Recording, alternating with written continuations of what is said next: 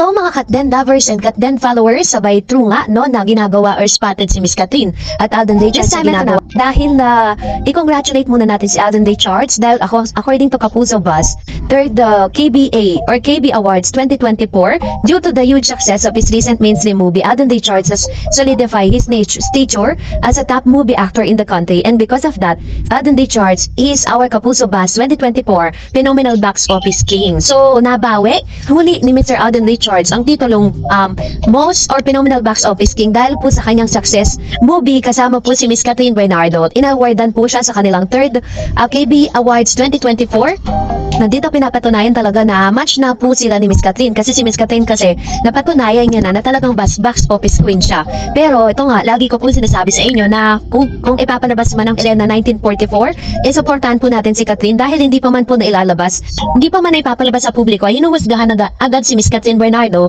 na sinasabi po nila na makakaabot daw ba di umano ng 10 million sales ang Elena 1944. So ito pa isa sa mga panawagan sa lahat ng mga Katden fans na kung napaabot nga natin close to 2 billion ang Hello Love Again, why not? Ito pong kanyang movie, diba? Kasi parang deserve din naman ni Miss Catherine na ipakita sa madla na talagang siya ang box office phenomenal queen ng Philippine showbiz industry. This time, ito na, let's talk about our topic for today's video dahil meron pong mga taga Dubai na nagkapatunay na ginagawa pala ito ni Miss Catherine Bernardo towards Alden Day Charts. Kasi if you remember, nagkaroon po sila ng meet and greet no, dito po sa Dubai, kung saan kasama po nila ang ilan sa mga Katden fans at ilan sa mga followers and lovers po nila doon.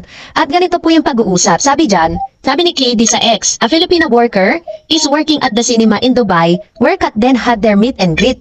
So we're not delulu. After all, we heard KB be talking to Ace background that one Instagram story. And sabi ni Jessica Parker, yes po, nag-meet and greet sila sa cinema saan ako nagwo-work dito sa Dubai. At ang cute ng mag-baby talk ni Kat habang binababy siya din sa pag-aasikaso ni Aden. Pati ako tuloy na pasikaso. Sabi pa ni Jessica, Aden said, alam mo, may Oreo popcorn sila dito. Gusto mo i-try? Then Kat excited nag-baby talk, really? Can I try please? Sabay tingin sa akin, ate, can I try? Ako naman tong kinilig sa boses niya. Oo, agad. Yun. So ganito po yung naging parang conversation nila during that time na ito po mismo nga ang nakarinig na naka-witness doon. And sabi ni Jessica Parker pa, very peaceful ang aura nila, not a fan of love team, but I really felt yung sinasabi nila mukhang expensive couple. And yes po, ako rin din po yung talaga, di ako mahilig sa love team kasi parang pilit. Pero sa dalawang ito, iba talaga yung hatak nila yung genuine lang talaga.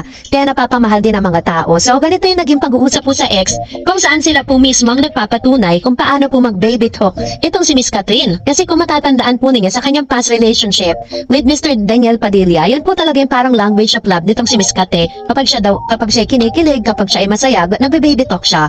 Na bagay na nai-witness din ng ilang mga Katniel fans noon. So, ibig sabihin pala, lahat po ng mga nangyayaring ito, lahat po ng mga pangyayaring yan kay Catherine at Alden Day Charts is legit at talagang genuine dahil hindi po sila nahihiya na i-show or parang ipakita sa lahat ng mga taong naroon kung paano po sila mag-usap, paano sila maglambingan, diba? So, ito po isa sa mga pambasag dun sa mga Delulu fans at mga bashers ng Katden. So, kayo na po ang umunawa at kayo na rin po ang umusga. At dahil dyan, mag-react tayo sa mga komento at reaction ninyo patungkol naman sa ating latest updates. Unahin po natin ang komento mula kay Senda Arias. Sabi nga, normal lang naman na maging sweet sina Sanya at Alden sa kanilang mga pictorials at sa kanilang mall tours dahil yan ang inaabangan ng kanilang fans. Kakibat yan sa mga love teams, lalo na kung meron silang fans.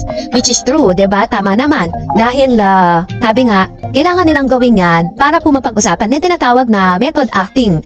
No? Tapos, parang inagawa nila yan para mapahype, diba? At panoorin of course bilang promotion na rin sa kanilang teleserye. Sabi ni Miss Norma Calunod, syempre sino pa ba ang magsasabi ng totoo? Diba sila lang, Alden at Sanya, sa kanila lang yun. Ang sekreto, bahala na si Lord sa kanila magsinungaling. Sila, basta ang cheater, wag aminin yan. Pero ang career nila ay masisira. Yan si Sanya. Hindi sikat yan, kumapit siya kay Alden. Tingnan lang natin kung anong mangyayari sa kanila. So ganito kagalit ni Ma'am si Norma Calunod, talagang affected siya sa mga naglalabas ang news about dito kay Alden at kay Sanya Lopez. So, tulad na sinasabi ko sa inyo, this is really a part of their promotion para sa kanilang katatapos lang na teleserye. Sabi ni Miss Lina, Miss Darrets, advance Happy New Year ulit. Mabuti naman kung nilinaw ni Sanya Lopez kasi tatingin ko at mapapanood ko lagi ang video niya sa TikTok. Ibang-iba. Sabi ni Ma'am si Jessie, dapat kasi pinapansin si Sanya, di daw pinapansin kasi siya. Kasi kaya niya ginagawa niya para pag-usapan siya. Sisikat lang yan Sanya na yan habang pinag-uusapan. Which is true, diba? Isa sa mga marketing strategy din para po talagang mapag-usapan, para mapansin sa publiko is gumagawa ng ganitong klase ng ingay sa social media. Sabi ni Jenny, hello po ma'am, nalulungkot ako kasi dito sa SM Lucena, hindi pa pinapalabas ang Hello Love Again. Ang laki pa naman ng tuwa ko, day off. Ng December 25, anood sana ako kaso wala pa. Pala, at di pa pinapalabas dito sa SM Lucena. Nagtaka lang ako kasi parang pinull out na kasi ang ilan sa mga, sa sinima ng dito sa Pilipinas. Kung ba't di po kayo nakaabot kasi sa lahat po ng SM yan pinalabas. So, antayin na lang po ninyo siguro sa Netflix. Pero sa Taiwan po, ipapalabas siya this coming January. And sabi ni Vredlin Barce, Merry Christmas and a Happy New Year, Miss Stars. Para sa akin, #cut din pa rin. Kung di man maging sila, masaya na lang tayo para sa kanila kung sino ang makakatuluyan nila. At least napasaya nila tayo kahit sa maikling panahon, diba? So, happy-happy lang tayo, okay? Very true naman tayo dyan. Nagkatuluyan man sila o hindi, diba? Ano tayo, pasaya pa rin tayo kasi hindi tayo nagkamali kung sino yung mga susuportahan natin because they're really a genuine person tapos talagang sobrang ina-appreciate nila yung effort ng ilang mga fans po nila kung paano sila suportahan sa lahat ng pagkakataon. Kaya, let's be happy for them and maging masaya na lang tayo sa magiging decision nila in the end. And of course, sabi ni Mr. Alex Penaplor, Zian Penaplor, kahit kita naman na nakadikit na ang katawan ni Sanya, masaya si Alden kay Sanya, go na, at tapatin lang niya si Kat para move on naman, kaya kaya ni Kat yan, ayan. So, medyo silosa sa part na to si Ma'am Shi, ha. So, nakikita po ninyo talaga, katulad ng sinasabi ko sa inyo, marami pa po yan, mga actors and actresses na pwedeng i-partner sa kanila. Makikita ninyo kung gaano sila ka-sweet, diba? Possible namang pagganap po talaga yan at hindi may iwasan. And, sabi ni Miss Simply Nanette, versatile actress and actor pang iba-ibang parte sa movie dapat wag masyadong possessive naman, di ba yung nagre-react na ni Catherine kay James rin si Aden Kesanya, di ba pwede namang maging matured tayo, tama naman yun yung word do not be possessive because lahat po ng mga actors and actresses hindi natin sila pag-aari and we don't have the rights to decide kung ano po yung gusto nilang mangyari sa buhay nila. Kaya nga tayo mga supporters lang kasi kung ano po yung gagawin nila, nakasuporta lang po talaga tayo. But they don't have the rights to decide for themselves. And of course, sabi pa ni Miss Maria Vivian Rino, Miss Stars, meron akong video during the family get-together party sa Casa Bernardo noong December 25. At tayo, nakagip sa video nandun si Alden, magkatabi sila ni Kat. Although nakagip lang, pero it's very clear that it was Alden. So I tried to watch that video clip during the Christmas party sa Casa Bernardo. Nahanap ko pero parang hindi ko makita. So check ko ulit para ma-fact check natin ulit. Sabi ni Mr. Christian, ako hindi magugulat kung maging sila Kat din kasi alam kong simulat ay may secret relationship ang Kat din. Kaya kung i-reveal nila sa publiko ang kanilang relasyon, ay matutuwa lang ako at hindi magugulat kasi I love Kat din forever. Kasi sila naman talagang sekreto lang para iwas lang sila sa mga issue. Thanks Ma'am Darrets at sa latest update sa Kat din. Thank you so much Sir Christian Vergara sa inyo pong faith kay Catherine at Alden Richards. Thank you so much. And Miss Annabel Garde said, hello Miss Darrets, long time no see, na-miss ko mga comments natin. True po, holiday ngayon. Kaya bayaan muna natin ang Kat din. Basta for sure sa birthday ni Alden, sasamahan siya ni Catherine. Sinabi ni Kat in public yan. Looking forward po tayo dyan. Basta relax sa mga kakat din for sure. Next year meron silang pasabog para sa ating lahat. Thanks Miss Darrets. In advance, Happy New Year. Thank you Ma'am si Annabel Garde for your patience. Kasi marami talagang Kat din fans sa parang naiinip na sila na makita sila together, no? Bigyan naman natin sila ng time. And sabi ni Mr. Arbaid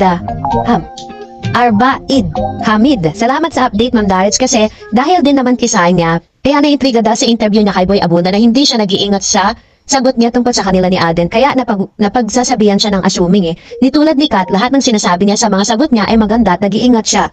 Kaya mga puro papuri ang mga pareho niyang artista.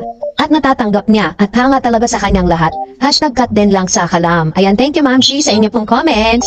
Ni Sir Joel Lopez, malabas lang yan. Si Kat Alden sila talaga. Very private talaga relationship ng Kat din. Magugulat na lang tayo baka mag-propose na yan si Alden sa 2025 o kaya na-engage na pala yung dalawa.